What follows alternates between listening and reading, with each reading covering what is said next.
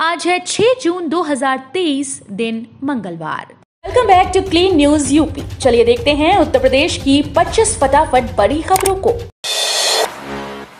UP के विधानसभा क्षेत्र में चकाचक होंगी सड़कें। प्रदेश सरकार ने सभी विधानसभाओं में सड़कों के निर्माण और पहले से बनी सड़कों के पुनर्निर्माण के लिए करीब 7.5 करोड़ रुपए का इंतजाम किया।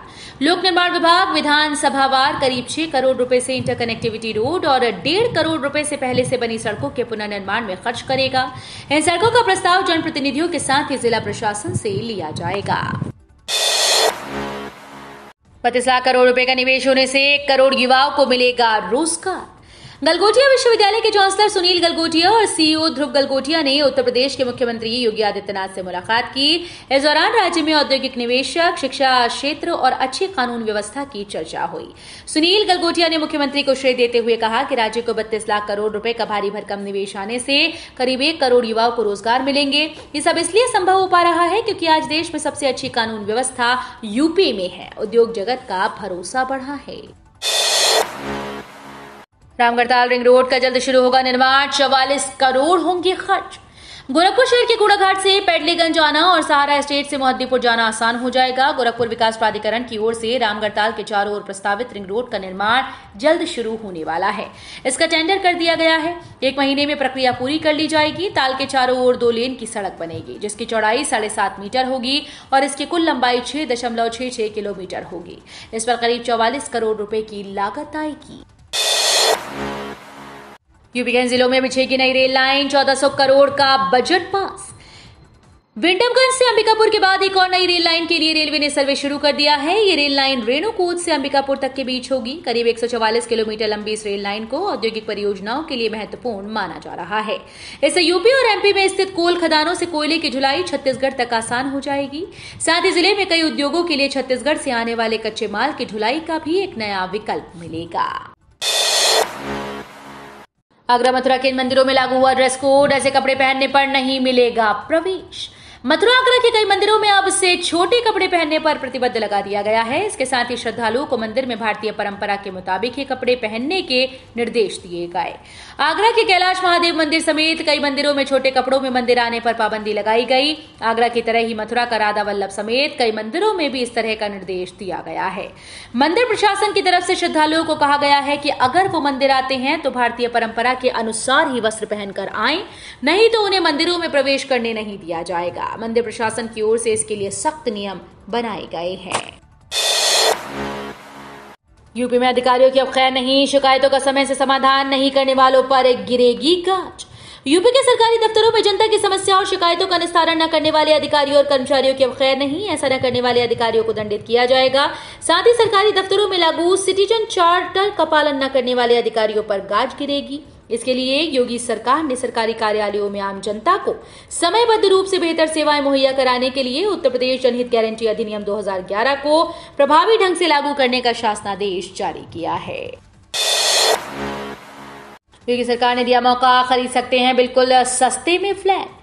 आपको बता दें कि उत्तर प्रदेश हाउसिंग बोर्ड के पास बड़ी संख्या में बिना बिके फ्लैट उपलब्ध हैं। इसके न बिक पाने के चलते ये रियायत देने की स्कीम लाई गई। इन फ्लैट को खरीदने पर खरीदार को सीधे 15% की छूट दी जाएगी, लेकिन इस छूट का फायदा लेने वालों को फ्लैट की पूरी कीमत 60 दिन के अंदर ही चुकानी होगी।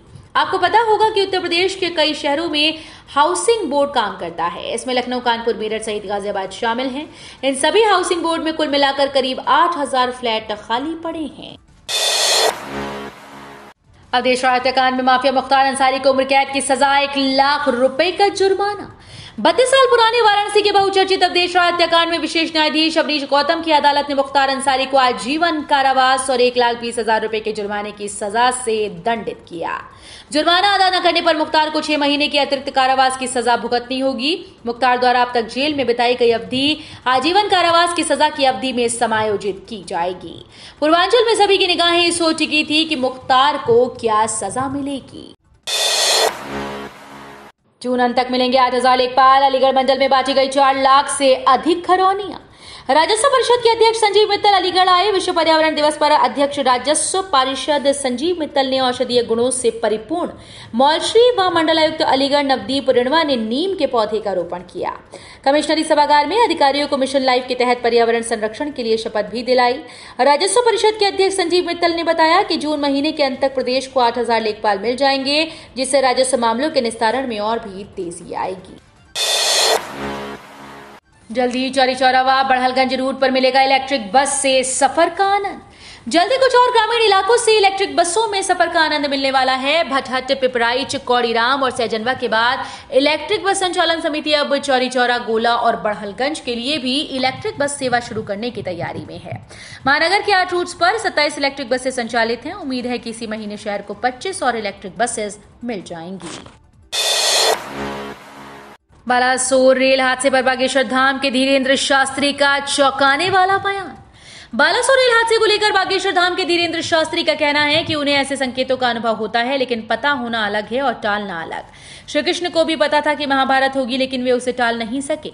उनके इस बयान के बाद सोशल मीडिया पर यूजर्स उन पर सवाल खड़े कर रहे हैं। यूजर्स का कहना है कि जब उन्हें हादसे के बारे में पहले से पता था तो उन्होंने उसे टालने के लिए कुछ क्यों नहीं किया।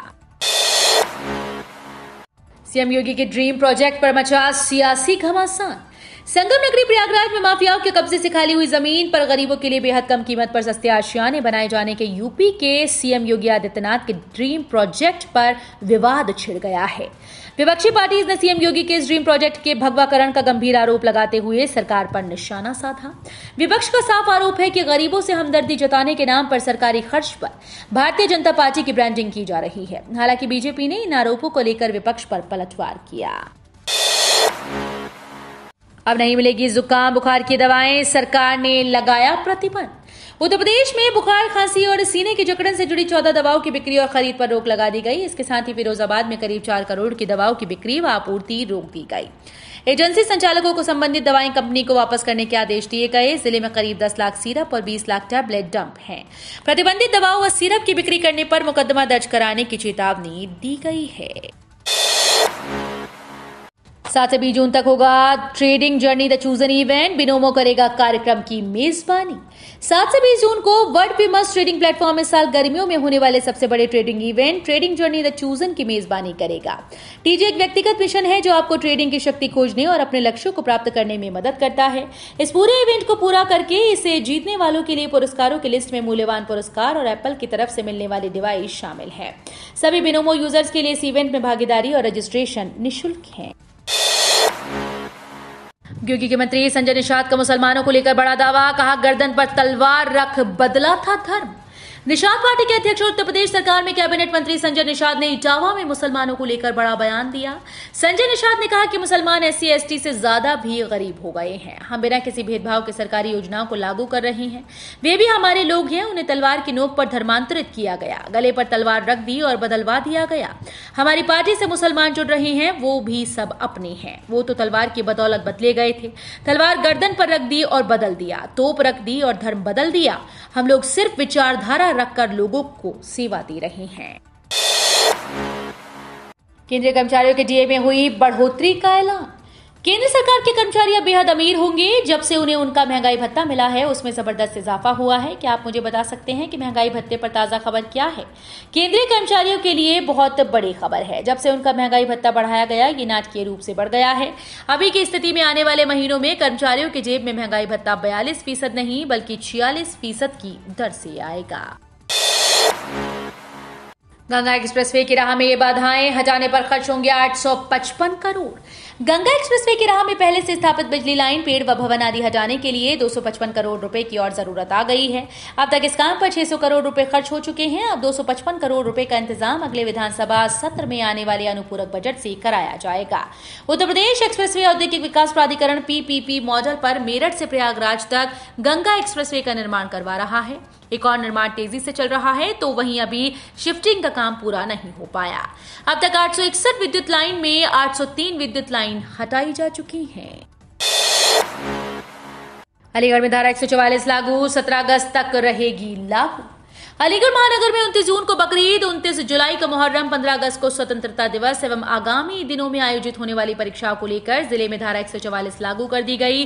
अपर जिला मजिस्ट्रेट अमित कुमार भट्ट ने बताया कि महानगर में संवेदनशील कारणों और लोक शांति बनाए रखने एवं पर्व त्योहारों को शांतिपूर्वक संपन्न कराने को महानगर में निषेधाज्ञा अर्थात धारा 144 दंड प्रक्रिया संहिता तत्काल प्रभाव से लागू कर दी गई है।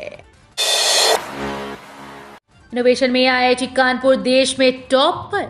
आईआईटी कानपुर इनोवेशन के मामले में देश भर में अव्वल शिक्षण संस्थान है। सोमवार को शिक्षा मंत्रालय ने इंडिया रैंकिंग 2023 जारी की। यही नहीं, अलग अलग कैटेगरी में भी आईआईटी कानपुर ने शानदार प्रदर्शन किया। पिछले 3 साल से लगातार संस्थान ओवरऑल रैंकिंग में 5वें स्थान पर काबिज रहा है। सीएम योगी ने पर्यावरण संरक्षण की दिलाई ऑनलाइन शपथ।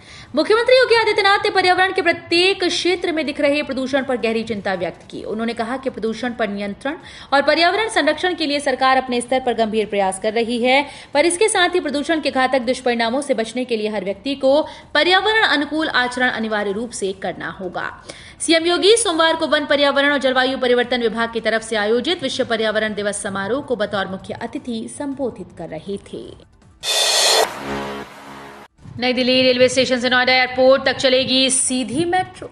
दिल्ली एनसीआर में रहने वालों के लिए खुशखबरी है। नई दिल्ली रेलवे स्टेशन से नोएडा एयरपोर्ट तक सीधी मेट्रो चलने जा रही है। साल 2024 तक ये एक्सप्रेस सेवा मिल सकती है। इस मेट्रो सेवा की शुरुआत होने से लोगों को खासी सुविधा मिलने वाली है। नोएडा एयरपोर्ट तक पहुंचने के लिए लोगों को किसी तरह के जाम में नहीं फंसना होगा। लोग बिना जाम में फंसे सीधे एयरपोर्ट तक पहुंच सकेंगे। जानकारी के मुताबिक नोएडा इंटरनेशनल एयरपोर्ट से यात्री सेवाओं की शुरुआत अक्टूबर 2024 में होनी है, लेकिन इससे पहले नई दिल्ली रेलवे स्टेशन से नोएडा इंटरनेशनल एयरपोर्ट मेट्रो को दौड़ाने की तैयारी चल रही है। नवंबर में बन जाएगा बुर्ज खलीफा से भी ऊंचा मंदिर। वृंदावन में चल रहा निर्माण कार्य। मथुरा के वृंदावन में दुनिया में अब तक का सबसे विशाल, भव्य और ऊंचा मंदिर बनाया जा रहा है। भगवान कृष्ण को समर्पित इस मंदिर का नाम चंद्रोदय मंदिर है। ये मंदिर कुतुब मीनार से भी 3 गुना ऊंचा होगा। इतना ही नहीं, इस मंदिर की नींव दुनिया की सबसे ऊंची इमारत बुर्ज खलीफा से भी 3 गुना गहरी होगी। भगवान कृष्ण की लीला भूमि पर बन रहे चंद्रोदय मंदिर का पहला ब्लॉक बनकर तैयार हो गया है। प्रतापगढ़ में 2 रेलवे फाटक पर बनेंगे ओवरब्रिज। लखनऊ प्रयागराज हाईवे पर निर्माण की स्वीकृति, सर्वे के बाद टेंडर जारी। रेलवे फाटक पर अरसे से जाम से जूझ रहे लोगों के लिए अच्छी खबर है। मवई रेलवे फाटक व बाबूगंज रेलवे फाटक पर ओवरब्रिज के निर्माण की स्वीकृति के बाद सर्वे कराया गया। सर्वे के बाद अब निर्माण को टेंडर जारी हो गया। जल्द ही निर्माण की प्रक्रिया शुरू होगी। प्रतापगढ़ जिले के कुंडा इलाके में प्रयागराज लखनऊ राष्ट्रीय राजमार्ग पर स्थित रेलवे फाटक मवई और रेलवे फाटक बाबूगंज और कुंडा करेटी रोड पर स्थित करेंटी रेलवे फाटक पर भारी आवागमन है। गलत सर्वे से 1 लाख करदाता परेशान। पहले हाउस टैक्स देते थे 4,953, अब मांगे जा रहे 2.24 लाख रुपए। गलत और मनमाने तरीके से किए गए गृह कर जीआईएस सर्वे का खामियाजा 1 लाख से अधिक भवन स्वामियों को भुगतना पड़ रहा है। सर्वे करने वाली निजी कंपनी का काम सही न होने पर नगर निगम सदन ने पिछले साल 17 नवंबर को इस पर 2 महीने के लिए रोक लगा दी। इसके बाद नगर निगम 2 महीने चुप्पी साधे रहा। अब निगम प्रशासन ने आपत्ति और नोटिस की प्रक्रिया पूरी किए बिना ही उस सर्वे के आधार पर एक तरफा सुनवाई करके टैक्स बढ़ा दिया है। यूपी के 16 जिलों में जल्द खुलेंगे सैनिक स्कूल, ऐसे होगा एडमिशन। उत्तर प्रदेश के 16 जिलों में जल्दी सैनिक स्कूल खोले जाएंगे। सभी पीपीपी के आधार पर खोले जाएंगे। नए खुलने वाले सैनिक स्कूल राजकीय शासकीय सहायता प्राप्त निजी या गैर सरकारी संगठन की ओर से संचालित स्कूल्स को सैनिक स्कूल्स में परिवर्तित कर बनाए या स्थापित किए जाएंगे। तो ये थी आज की 25 फटाफट बड़ी खबरें। अगर आपको न्यूज पसंद आई हो तो वीडियो को लाइक और शेयर जरूर करें। धन्यवाद।